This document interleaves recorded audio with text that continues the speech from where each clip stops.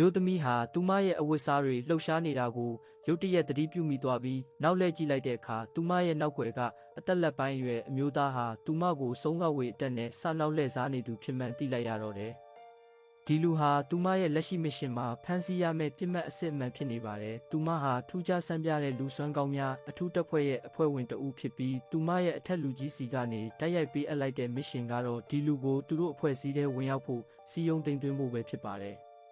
ဒါပေမဲ့ဂျွန်ကသူမဟာသူ့ရဲ့လက်ကွက်ကလေးကိုရိပ်မိသွားပြီဆိုတာသိလိုက်ရတဲ့ခဏမှာတော့ချက်ချင်းပဲနောက်လှည့်ပြီးဘာမှမစင်စားပဲထွက်ပြေးပါတော့တယ်သူဟာဒီအဖွဲ့အစည်းနဲ့ပတ်သက်ပြီးမကောင်းတဲ့ကောလာဟာလသတင်းဆိုးတွေကိုကြားပူးထားပြီးသားဖြစ်ပြီးသူတို့ဖမ်းမိသွားတာနဲ့တခွဲခန်းတွေကစမ်းသက်ခံကြွက်တကောင်ဖြစ်သွားလိမ့်မယ်ဆိုတာသိနေလို့ပါဒါကြောင့်သူတို့ရဲ့အတုံးချခံစမ်းသက်ပစ္စည်းတစ်ခုအဖြစ်အလောက်ခံဖို့သူ့မှာလုံးဝဆန္ဒမရှိပါဘူး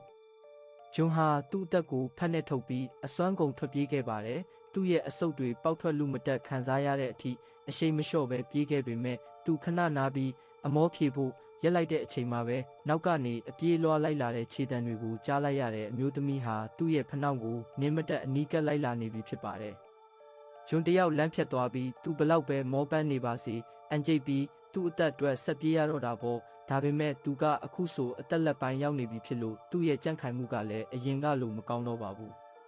အမျိုးသမီးကသူ့ကိုအမိလိုက်ဖို့တိတ်မကြလိုက်ပါဘူးလေကိုအတင်းလူရှူရင်းမောဟိုက်နေတဲ့ဂျွန်ဟာသူမကိုတနာညာတာဖို့တောင်းပန်တိုးရှိုးခဲ့ပေမဲ့သူမကတော့အေးဆက်ဆက်အကြည့်တွေနဲ့သာသူ့ကိုစိုက်ကြည့်နေပြီးသူ့ကိုလှုပ်ပေးဖို့စိတ်ကူးလုံးဝမရှိပါဘူးသူမကသူ့ကိုပြန်ခေါ်သွားဖို့အသေးလဲဆုံးဖြတ်ထားတာအထင်ရှားပါပဲ